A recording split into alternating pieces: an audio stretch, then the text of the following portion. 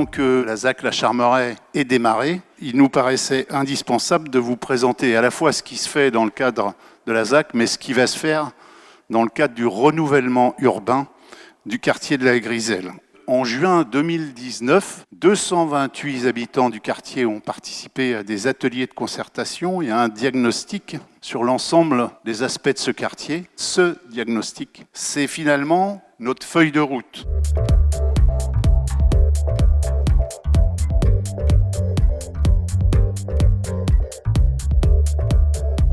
L'ensemble des nouveaux logements vont partager ces grands principes de logements lumineux, ventilés naturellement. On a vraiment misé sur la qualité des logements qui seront construits dans la Griselle. Dans le cadre du renouvellement urbain du quartier, il y a également un traitement important de la réhabilitation des logements sociaux existants, donc du patrimoine de RATP Habitat et de Paris Habitat. Une partie de ces réhabilitations ont commencé et ils vont s'enchaîner dans le temps jusqu'à la réalisation complète du programme.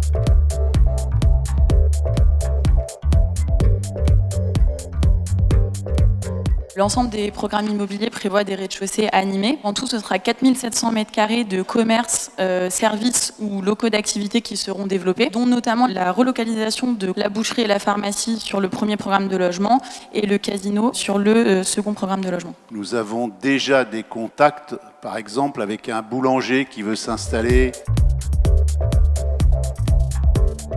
Ce sont des équipements qui tourneront autour de l'enfance et de la jeunesse, de la culture et des activités socio-culturelles du quartier.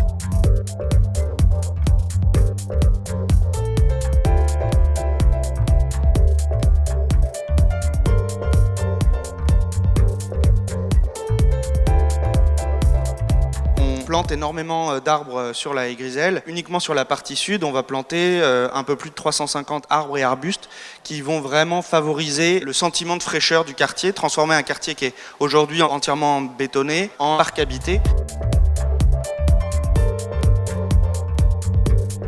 Ce nouvel accès, il sera composé de larges escaliers avec une rampe également qui permettra par exemple de monter facilement un vélo. On aura 2 ascenseurs et le tout sera sous vidéoprotection. L'ensemble du nouveau morceau de quartier de la Charmeraie sera lui-même placé sous vidéoprotection pour compléter le dispositif des caméras existantes. Des accès à la gare, je trouve que ça va être simplifié. Après les commerces, faut voir ce qu'il y a. Très intéressant, ça va prendre du temps, ça va être très très long quoi. C'était super la présentation, on va avoir un très très beau quartier. J'étais étonnée d'avoir autant de monde, ça veut dire que le projet intéresse vraiment les personnes qui habitent le quartier, donc ça c'est une très très très bonne chose. J'espère en tout cas que ça va améliorer la qualité de vie des Boisséens et surtout l'accessibilité au commerce de proximité aussi bien du côté de la Griselle que du côté de la gare. Un nouveau paysage et avec beaucoup d'améliorations, c'est important pour tout le monde.